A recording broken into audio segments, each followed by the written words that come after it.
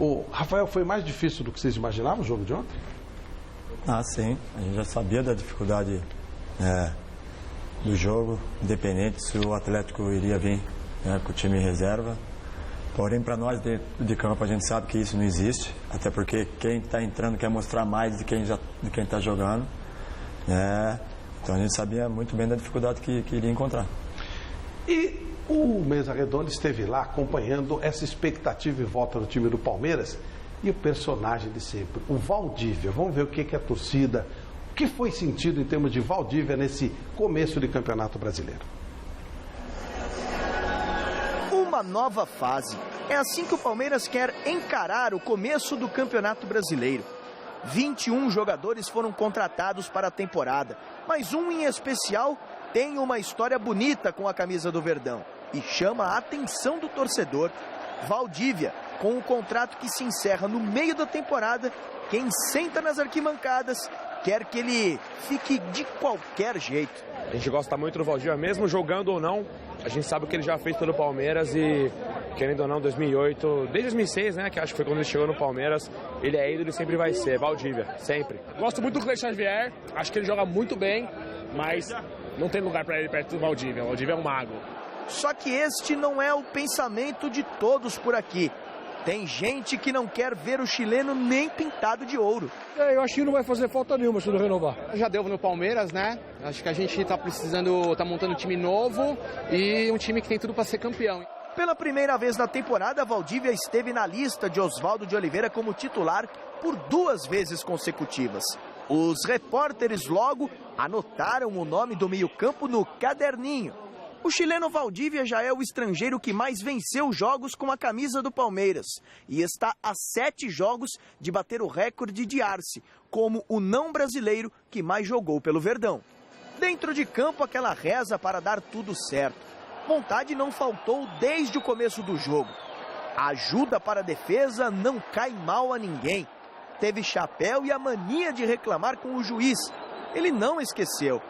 Infernizou a zaga do Galo e obrigou o goleiro Vitor a fazer grande defesa. Mancando em campo, ele ainda consegue cabecear a bola e levar perigo ao gol adversário. Saiu de campo no segundo tempo, sem contribuir muito. Foi substituído por Egídio. Ainda levou uma sonora vaia.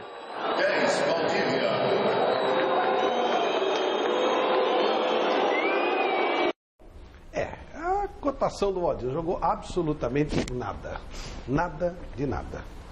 E aí fica aquela velha história, né? Vai renovar, não vai renovar? Você renovaria, Godoy?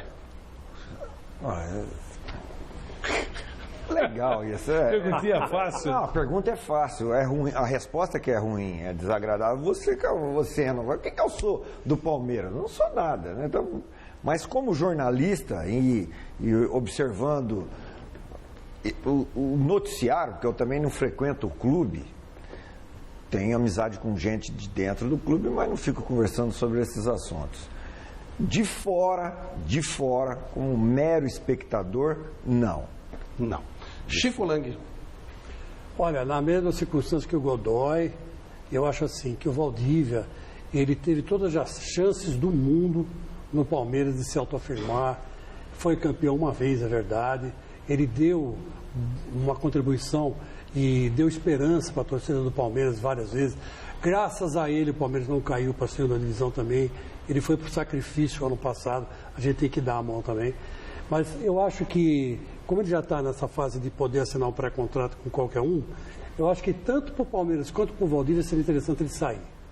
Bom, eu poupei, claro, o Fernando, que está em atividade. Amanhã depois pode estar treinando o Valdívia, não é legal. Claro que eu vou poupar o Rafael, óbvio, né? Vampeta não, Vampeta já é economista esportivo. Eu nunca gostei de ser poupado. Então vamos lá. E aí? Eu acho que não, o Palmeiras, não é o Valdívia querer renovar, né? O Palmeiras fez a proposta para o Valdívia, pelo que eu li aí nos jornais, fez uma proposta de um salário fixo e mais por produtividade se estiver jogando. Então não é o Palmeiras que não quer renovar. De repente, eu acho que o empresário do Valdívia é o pai dele, né? A proposta que foi feita, se aquilo que eu li for verdade, o Valdívia tinha que assinar correndo. Mas como A proposta é se jogar. Aí já se jogar. Já quer demais do cara, né? Se jogar é 60 quilos de alcatra a mais. Aí não. É 60 quilos de alcatra a mais em cada jogo. Se for aquilo mesmo, 150 quilos de alcatra por mês, mais 60 quilos de alcatra em cada partida. Começar jogando, né? Não é se jogar, começar jogando. E aí o Valdívia está correndo dessa proposta. É carne da boa. Vocês vão querer que ele jogue aí? Não quero nem falar. Isso aí é quase que ele entra na justiça. Mas uma proposta dessa, ele entra na justiça por justa causa. Quer que o cara jogue? Porque eu acho que não tem nada melhor aqui no Brasil em termos de proposta, nem voltando para o Chile.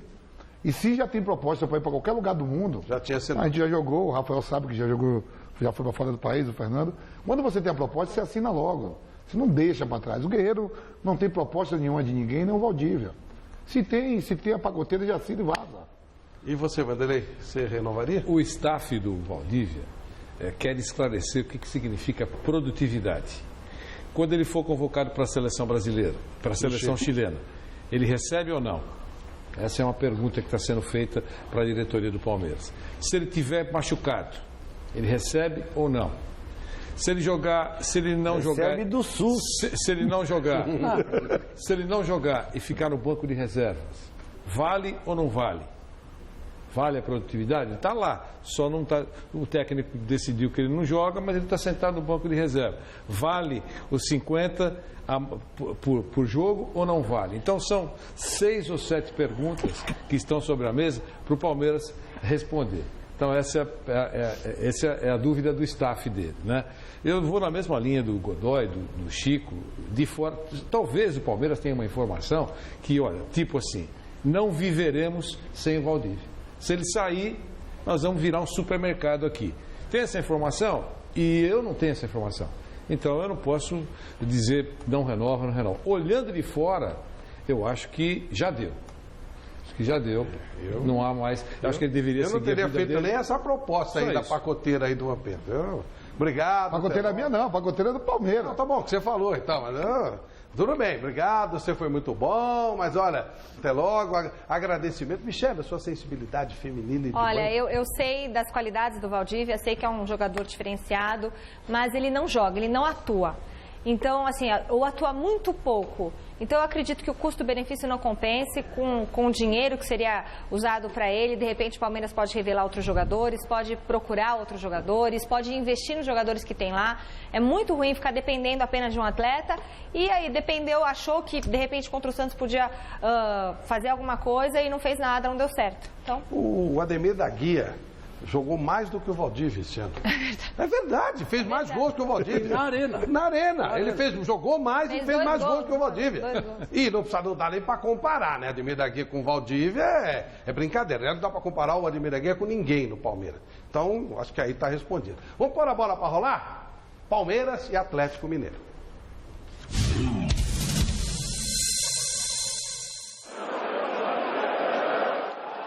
Deu certo, hein? Olha o Zé Roberto. Saiu o cruzamento, pintou o gol do Palmeiras, mas a bola foi para fora.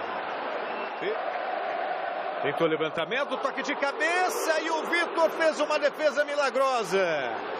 Sensacional a defesa do goleiro Vitor. Tá Maxwell. Ainda o Maxwell fez a finta, brigou o jogo, ganhou, pode virar para o Maxwell. Olha o gol do Atlético, Fernando Praz. Salva o time do Palmeiras.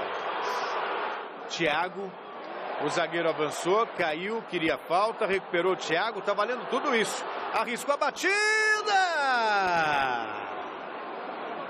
Com muito perigo passou essa bola. Vai sair cruzamento, olha só o cruzamento, tentou o domínio Rafael Marques, deixou, olha o tiro do Valdívia e a defesa do Vitor.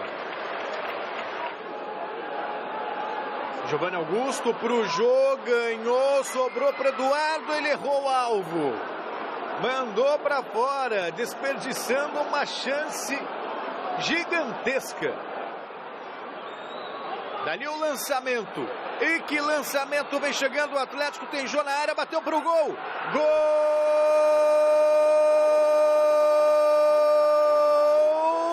do Atlético. Gol do Patrick. Aos 6 minutos. O Atlético Mineiro sai na frente no Allianz Parque. Tá valendo isso, hein? Olha só o cruzamento para a área, tem o domínio, o Jô vai fazer, olha o gol, na hora H, o corte acontece. Tentou ali o Egídio, saiu o lançamento, Gabriel Jesus fez a finta, olha o gol de empate, a bola foi para fora. Zé Roberto fez o cruzamento, olha o toque de cabeça. Gol!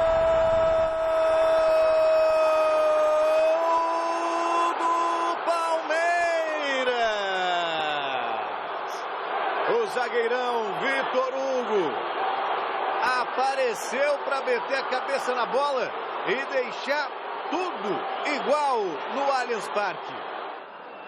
Daí a tentativa de cruzamento, deu certo ainda para o Atlético, tem espaço, ganhou, olha só, o Jô tá livre, pintou o segundo, olha o gol!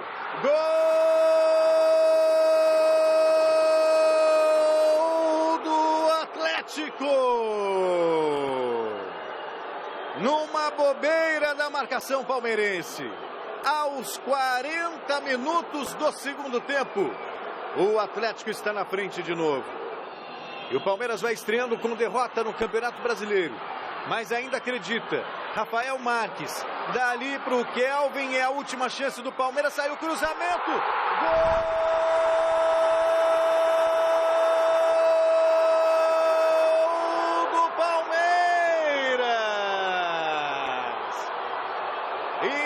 Desenhando a derrota. Rafael Marques 2, Palmeiras 2, Atlético Mineiro. Ô Rafael, fazer gol no último minuto é uma coisa deliciosa. No último segundo quase. Por um lado sim, mas espero que não tenha que acontecer sempre, né? Claro. Esse sufoco, desgaste psicológico, emocional. Se a gente pudesse ter feito já no começo do jogo, seria até melhor. O Oswaldo gosta muito de você, ele já trabalhou com você no Botafogo, tinha muita crítica por lá. Mesmo aqui no Palmeiras, sua primeira passagem, o pessoal pegou no pé e ele acreditou em você. Acho que é bem legal você dar um retorno para o teu treinador, né? Nunca escondi o carinho que eu tenho pelo Oswaldo, né? Eu acho que pela pessoa que ele até mesmo fora de campo também, o jeito que ele se comunica com os jogadores, eu nunca vi. Não sei se o Vampiro trabalhou com ele. Trabalhei no Corinthians. Nunca vi, acho que nenhum jogador reclamar do Oswaldo e ter falado, ele não me deu oportunidade. Desculpa lá, fez sacanagem comigo. Então isso é bacana, né? E você trabalhar com uma pessoa que você pode confiar, como ele tem a confiança em mim. Então eu tenho um carinho muito grande por ele. Você gosta muito do Oswaldo também, né, Fernando? Muito. Amigo pessoal, né? E só endosso as palavras que o Rafael disse. Perguntar para todo mundo, é um cara que respeita. E ao contrário do que parece, o Oswaldo é um cara firme pra caramba, assim, internamente. Quando ele tem que defender e bancar as opiniões dele, que é uma coisa que parece que, por ele ser muito educado, às vezes parece que não, mas ao contrário, ele é bastante firme, né, quando ele acha que tem que ser. Ou seja, a tua vinda para o Palmeiras tem muito a ver com o Oswaldo, né? Aquela coisa de, você já teve uma dificuldade, aí você foi porque você sabia que você estava respaldado. Não, sim, houve, né? O Oswaldo indicou, como foi no Botafogo, quando eu cheguei também. Acho que nada melhor que o treinador trabalhar com um jogador de confiança, né? Um jogador que ele sabe como pode utilizar. Me conhece faz muito tempo, desde a época do Japão, porém não trabalhei com ele, mas se encontra. Então eu sempre procuro ajudar muito e espero corresponder sempre. Você gosta mais vindo de trás ou mais enfiado? De trás. Acho que é o ponto que todo mundo ainda insiste em falar, que eu tenho que jogar como centroavante, porém não é uma posição que eu gosto.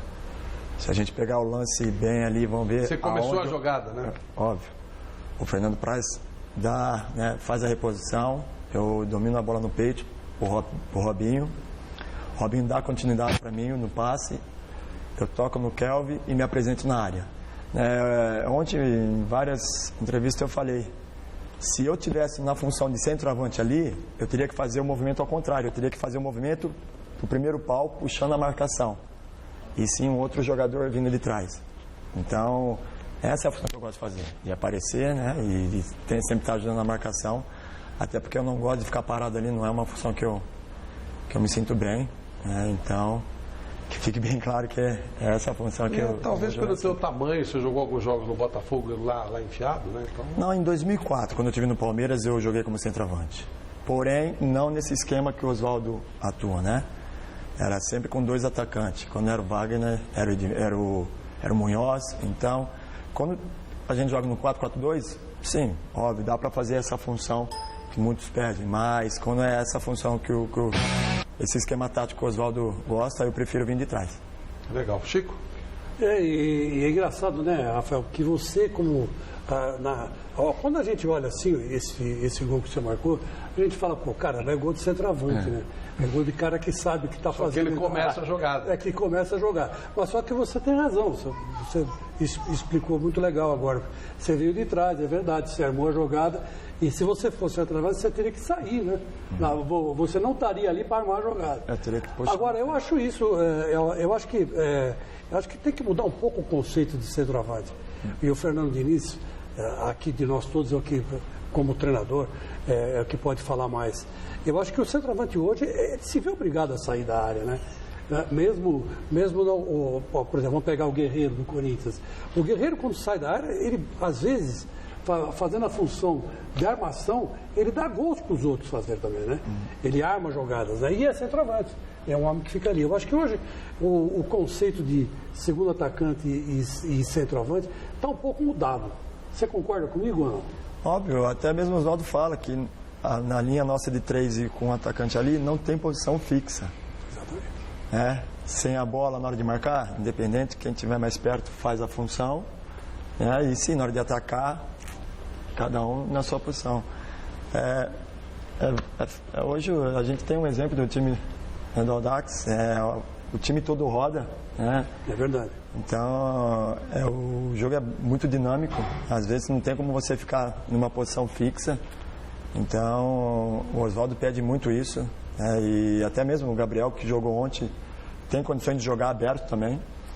Mas é aquilo que eu falei. Eu procuro sempre estar jogando aberto. E sim, óbvio, nas circunstâncias da partida, às vezes sim eu me posiciono como centroavante. Viu, Flávio? E para quem não sabe, não se iluda não, porque o Rafael Marques é o falso magro.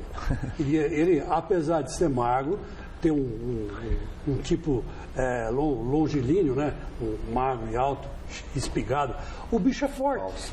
Ele aguenta tranco, ele segura o zagueiro lá atrás. Né? Então, não adianta querer levar ele no peito, dar peitada nele, esse zagueirão grandão.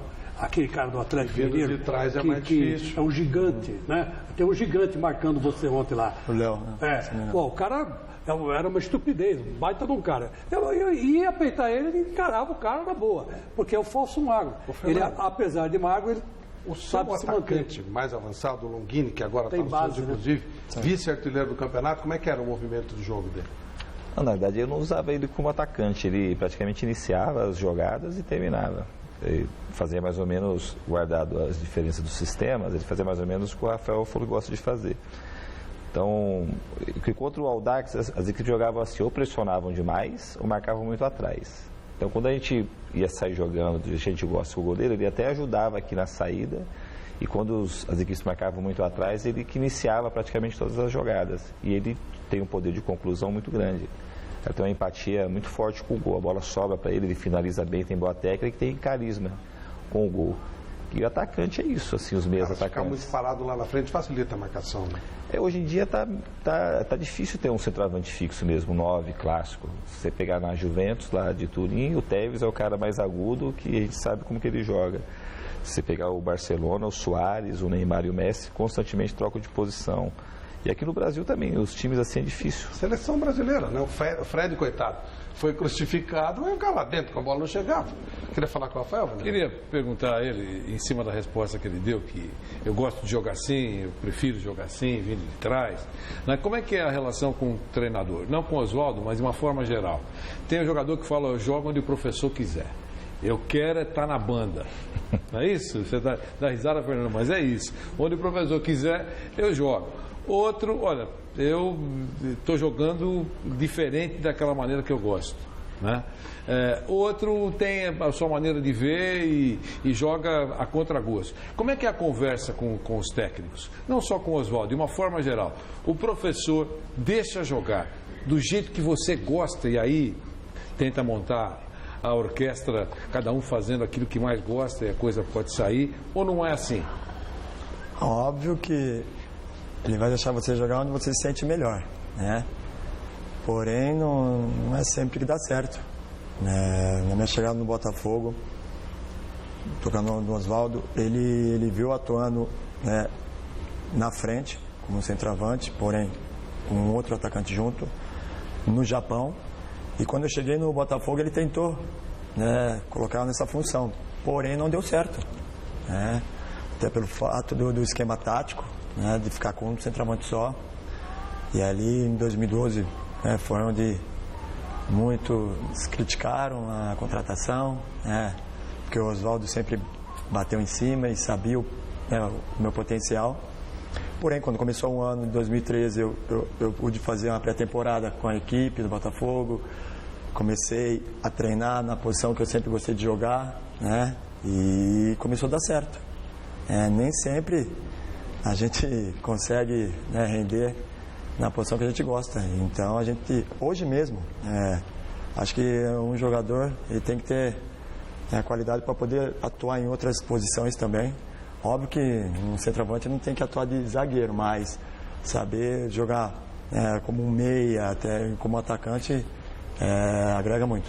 Mas precisava ter feito aquele gol no Corinthians, pô, caramba. Da vida, você também. Eu torço por você, você faz um gol no Corinthians. O que levou para os pênaltis, né? E você fez, aí de novo, você fez um gol de centroavante, né? Que ali é o lugar, segundo o pau pode ali. chegar lá, né? Não ficar lá parado. Porém, vindo de trás. Se a gente pegar sempre o começo da jogada, a gente começa lá atrás, a bola vai rodando, eu venho me apresentando. Quer dizer, se eu estou ali parado ali, quer dizer, a marcação vai ficar mais fácil. O cara já vai estar ensinando. Agora, eu vindo de trás, é um jogador surpresa. É por isso que eu falo. Então, óbvio, eu tenho que comparecer sempre na área. Porém, sempre vindo de trás, dando opções e até mesmo criando as jogadas. É verdade. Eu, ao longo do tempo, eu vi, por exemplo, o final de carreira do Gullit, pelo camisa 10 da seleção da Holanda, o 10 do Milan, aquele fantástico Milan que tinha, o Gullit terminou a carreira no Chelsea jogando de líbero, de zagueiro. O próprio Matheus, o Vialli, aquele atacante do Milan, jogando no Chelsea no final de carreira de zagueiro. Se a gente pegasse aqui, por exemplo, o Fred, no final de carreira botasse ele de líbero, o pessoal ia ficar todo mundo louco no Brasil, né? Então, e hoje não tem mais aquele homem fixo. Eu vejo o Fred foi tão criticado na Copa do Mundo que 1 mês depois, 6 meses depois, ele foi atirar o Campeonato Brasileiro. Mas não jogando fixo. Começou. Ele se movimentava. Eu acho que as críticas do campeonato na Copa do Mundo ajudaram ele, porque ele começou a mudar. O Fred hoje sai muito da área, ficou até um pouco mais veloz e foi artilheiro do Campeonato Brasileiro. Então, tem coisa. Eu jogava no Corinthians com o Luizão. O Luizão não ficava só dentro da área, não. O Luizão tinha dia. Eu lembro de uma história que ele falou pro Agel, que hoje é treinador do Figueiredo, ele falou: hoje eu entrei no jogo só para te dar porrada. O Agel É louco, o Agel falou assim: de perigo, como é que é? Primeira bola que o Agel pegou, Luizão, um carrinho amarelo com 5 minutos de jogo. Eu tô te falando que hoje eu só entrei para te dar porrada. E terminava o Campeonato Brasileiro, o Luizão tinha 23 cartões amarelos, eu tinha 3. Quer dizer, movimentava tudo, às vezes já parava a jogada lá na frente, só chegava limpa para mim, pro Rincon cá atrás. Então, tem que participar, tem que estar atento. Não, porque eu sou centroavante, vou ficar só esperando. Hoje mudou muito. Mudou muito. Hoje todo mundo tem que estar participando do jogo. É isso que o próprio Muricy cobra do Ganso. Cobrava do Ganso entrar na área, né, para fazer o gol. Os meias têm que entrar na área. Então, eu vi o Marcelinho, eu tive a chance, eu estou falando um pouco do Corinthians que eu joguei, que o Marcelinho entrava na área e terminava o Campeonato Brasileiro com 18, 17, o próprio Ricardinho. Os meias têm que entrar na área, senão não tem aquele negócio, só o 9 tem que fazer o gol, né? E hoje na Europa, até o cara que vem de trás muitas vezes. Você pega esse trio aí. É o Vampeta, é o cara que vem lá atrás. Você pega esse trio, faltam acho que 2 ou 3 gols para você passar o Real Madrid do Cristiano Ronaldo, né? Que era Cristiano Ronaldo e mais 2, com maior sequência de de gol marcado, né? Ele já superou o Barcelona. Dos 7 gols que o Brasil tomou da Alemanha, 4 foram de volante. Dos cabeças de área. Foi 2 do Kroos. Eu vi o Kroos e o Kedira fazendo tabela dentro da área do... Vindo de trás. Godoy, Rafael Marques. Então, isso que é interessante, porque quando a fase não está boa, é o tal do esquema e o tal de posicionamento. Quando a fase está boa, porque o gol continua com 7,32 por 2,44. A bola continua, diminuíram o tamanho da bola, melhoraram uma... Então, quando a fase não está boa, é o raio do esquema. Quando a fase está boa, o cara está na linha de fundo, a bola entra. Né? Mas não é para você essa não, Rafael. Para você a pergunta é a seguinte. Vocês perderam o título do Campeonato Paulista com algumas atitudes indisciplinadas em campo. E iniciaram uma competição diferente, embora no Brasil. Quais as orientações que vocês receberam para o comportamento disciplinar dentro do campo para esse jogo contra o Atlético? O que pediram para vocês não fazerem, para tomar cuidado no aspecto disciplinar? Não, acho que é o jeito de conversar, né, com o árbitro. Acho que não chegar como foi nos últimos jogos, né, tentando sempre conversar numa boa com ele. Porém, isso já vem desde o começo do ano, não só agora. Óbvio que... Para o Campeonato Brasileiro, vocês não receberam nada de recomendação específica? Não, sim. Não ter as atitudes que teve, né, nos últimos jogos.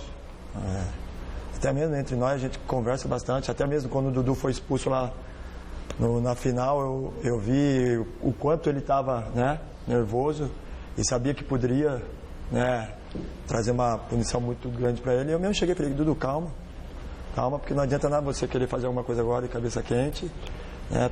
Tenta calmar, porque você pode ser, né, finalizar depois. Mas a gente conversa sempre, ainda mais o Zé, que tem muita experiência, o Praz, eu, né, que também estou muito lá fora.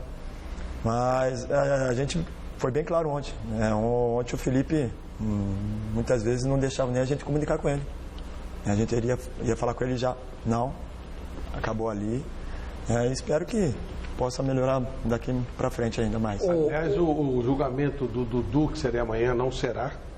Amanhã serão julgados o Valdívia, por causa daquele xingamento lá quando ele não estava jogando, e o Oswaldo Oliveira. E o Dudu deverá ser julgado provavelmente na próxima semana.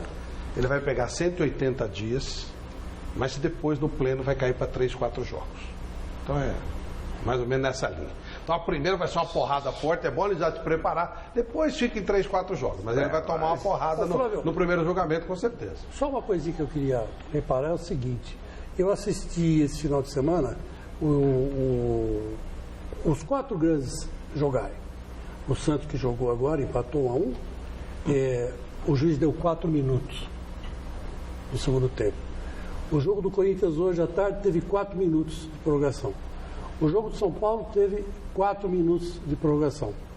O jogo do Palmeiras teve 5 minutos de prorrogação.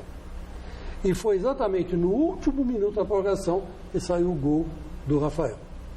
Então eu quero perguntar para o Godoy, se você me permite. É orientação da arbitragem, dá mais...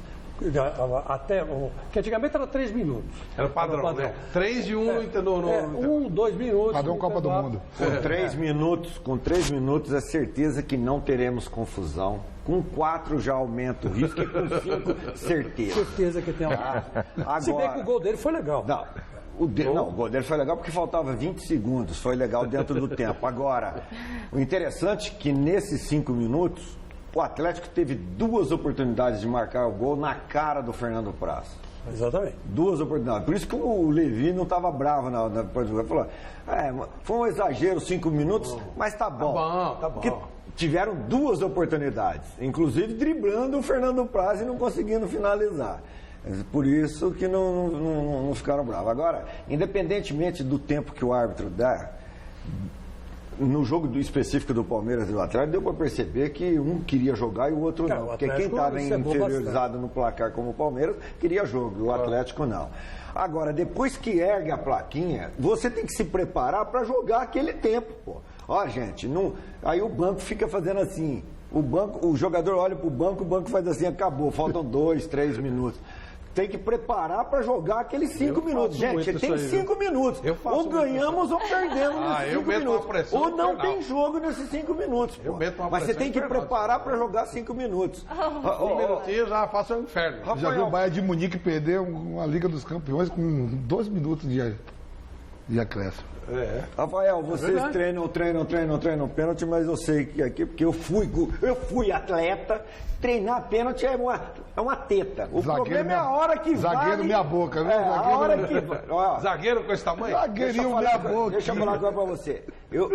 Se eu nascesse na época certa, eu teria 2 títulos mundiais. Porque eu era melhor que o Ronaldão foi campeão do mundo. Eu era melhor que o Lúcio, e o Lúcio foi campeão do mundo. Então eu nasci na época errada, Rafael Marques. E aí, treinar pênalti é muito fácil. E na hora de cobrar valendo o título, Rafael Marques? Tem que ter tranquilidade, frio ali, aquele no meio de campo até no gol ali, parece uma eternidade, né, mano? Porque depois que eu perdi um pênalti pro Marco, eu fiquei com trauma. Nunca mais. Me botaram lá no mundo árabe pra bater, eu falei, sabe, eu vou fazer, e é problema dos caras. O Fernando jogou lá, os caras contrários falaram, os estrangeiros que tem que resolver. Final do campeonato, primeiro que vai bater, eu só lembrava do Marcos. Esse goleiro vai pegar, pegou nada. Quando eu fiz, eu nem queria saber se eu queria ser campeão árabe, nada. Já fiz minha parte e o resto que se dane. Michele, pergunta pro Rafael Marques? Tenho pergunta pro Rafael Marques, sim. Antes eu só quero dizer que o meu Juventus venceu por 5-1 o Votuporanguense.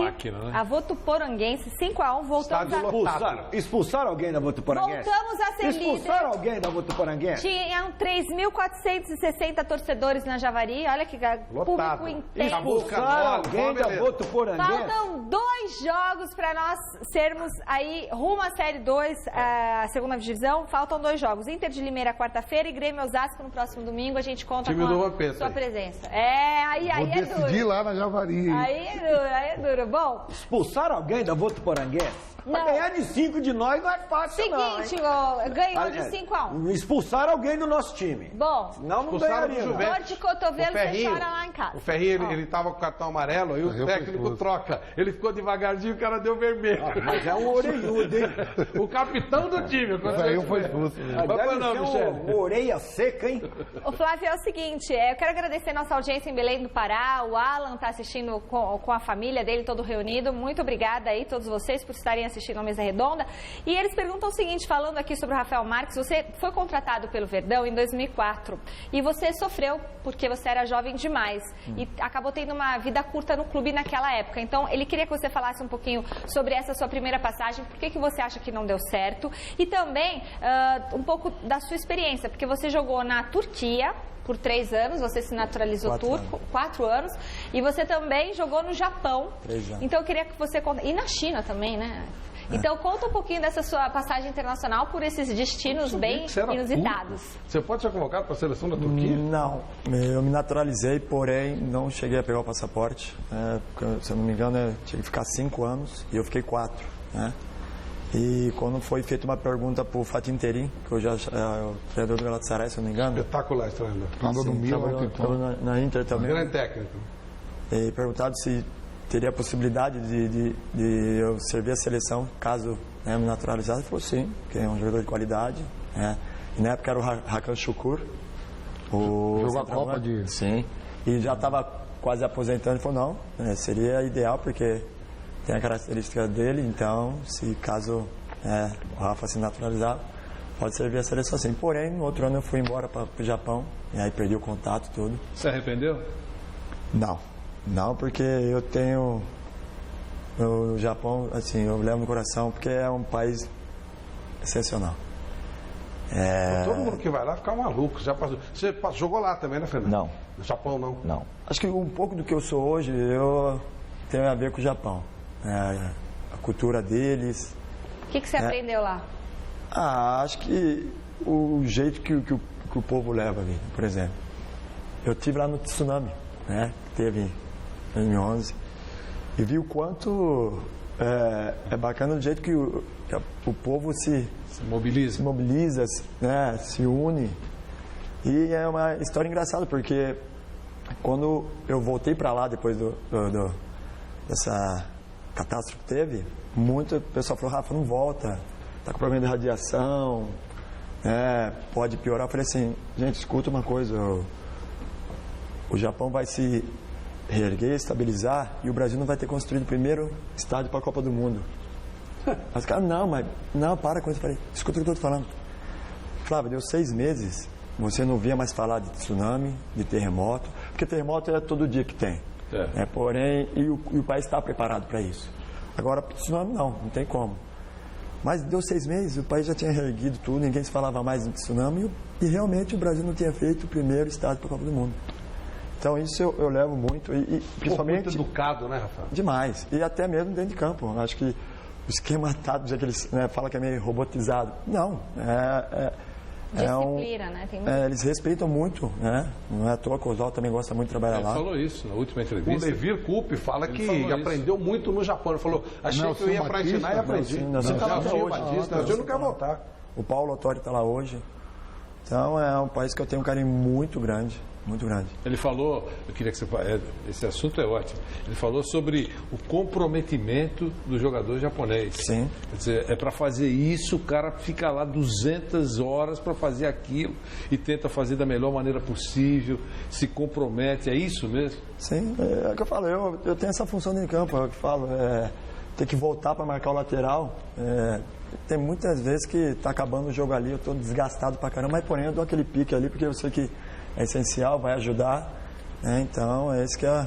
Agora, o importante, o nosso amigo do Belém perguntou por que não deu certo em 2004. 2004, você era muito Por jovem. causa da experiência, eu era muito novo, na época eu tinha vindo da Ponte Preta, porém dos juniores, né?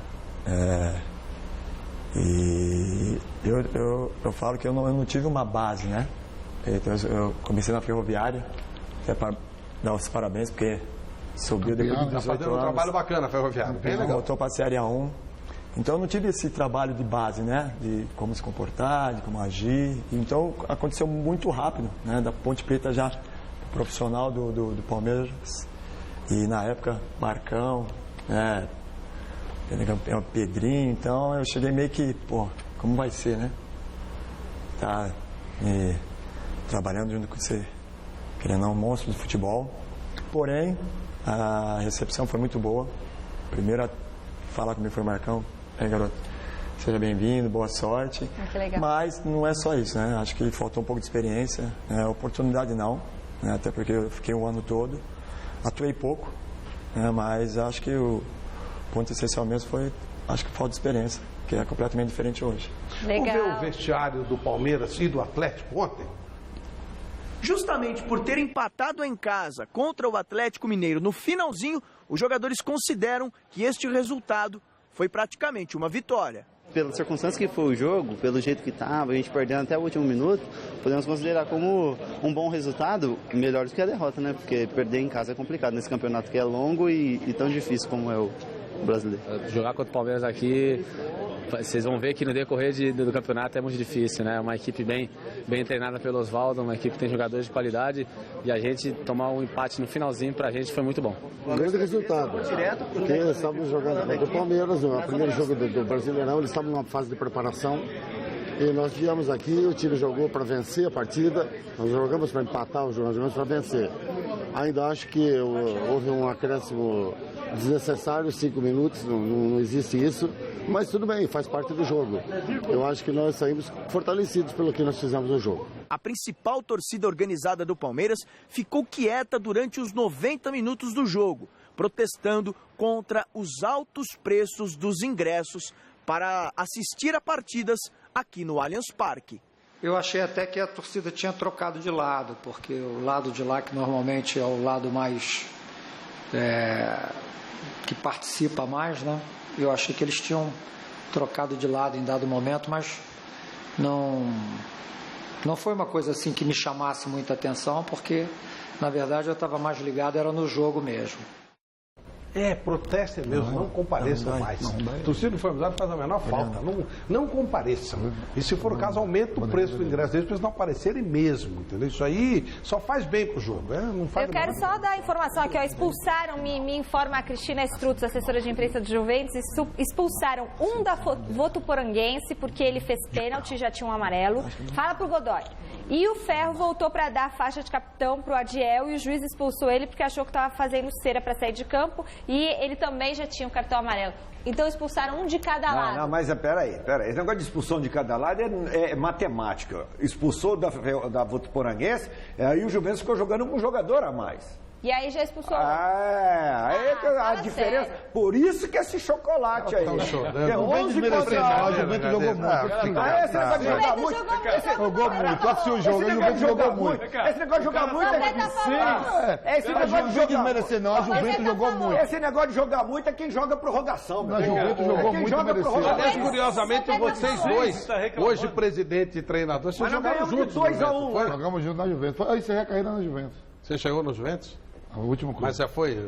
Minha filha você jogou mesmo ou roubou? Só ficou naquela? Não, joguei lá, passei lá, a gente tem amizade lá. Camisa acho que é um dos clubes que eu tenho o pessoal que tem mais carinho por mim. Camisa linda. Você ia falar negócio do que você ia falar? A Juventus é um dos clubes que tem mais carinho. Assim, eu chego lá na Javari, eu moro no Tatuapé ali do lado. É um clube que não vem, não. Aqui é Juventus também. Aqui também é Juventus. Aqui é Juventus na época de Brecha, antes. Fernando, você jogou quanto tempo lá no Juventus? 11 anos. 11 anos. Meus filhos estão lá já. Um jogou 10 minutos, o outro passou na porta, você jogou 11 anos e os caras... Vai. Meus filhos estão lá já, os dois. Tem dois lá já jogando Juventus. 11 anos ele jogou. Eu joguei 11 anos e meus filhos já estão lá. Você viu o jogo jogando lá? Estão dois já. Foi 5-1, não foi com sobra, não? Acho que foi. Você não Godoy falar.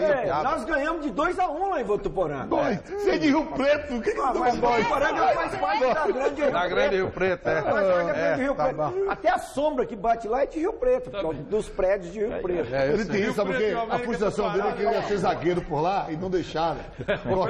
Tem que torcer pro time da cidade vizinha. Fernando, você gostava de qual é a idade dos seus filhos que jogam lá? Tem um de 13 e um de 9. Já com... não é coisa de recreação só, já não, jogando? Não, de 13 já tá pegando firme, batendo todo dia, tá bem. E por que você levou pro Juventus? Eu tenho um carinho especial pelo Juventus. Marcou muito a minha vida, esse é o time que eu torço, né? Marcou muito. Os times profissionais que eu vi jogar, os primeiros foram do Juventus. Aliás, naquela época o Juventus na base era muito forte, e eu cheguei lá com 11 anos. A gente ficava vendo o futebol o dia inteiro, ficava o infantil, o juvenil, os juniores, profissional, então eu me criei dentro do Juventus. E quais times você passou depois? Putz, é grande a lista, hein? Eu fui pro Guarani, aí depois pro Palmeiras, Paraná Clube, Fluminense, Flamengo, Cruzeiro, não sei se estou esquecendo de algum aí, vim pro Santos, Corinthians, o Corinthians, depois do Palmeiras eu fui pro Corinthians. E engraçado, você passou por esses times e tem lembrança do Juventus agora. Mas marcou, né? Muito, né? Lá a gente acabei forjando meus valores pessoais também, morais, lá dentro do clube. Foi. Porque assim, o Rafael falou, eu não tive preparo e tal, não sei o que. Tinha isso então, tinha. Na época na minha época, assim, na época eu vou tinha da mesma idade. As categorias de base eram muito diferentes do que é hoje. A gente tinha um respeito muito grande, assim, por melhor que você fosse, você ficava admirando o jogador da categoria acima, né? Acima. E quanto menor você era, você parecia que era o abismo. Você não é melhor que esse cara aí. Hoje é diferente. O profissional quando ia para São Paulo, o nego ficava assim, com medo de se ia saber se está na lista, se não ia. Aí se você ia estourar a idade, era muito raro um jogador assim, com 17, 18 anos, subir direto profissional. Geralmente estourava a idade. Porque antes com a lei do passe, as equipes, mesmo o Juventus, ficava um time jogando por muito tempo, os mesmos jogadores. Não tinha essa rotatividade que tem hoje. Então o cara do Juniores e o Juventus, estava São Paulo, vira e mexe, fazia a final. Hoje não tem mais RH no futebol, não. Antes quando você chega assim, passa na salinha, num papel claro, um papel lilás, aquele papel ali rosa, você pegava e sabia que ia embora, né?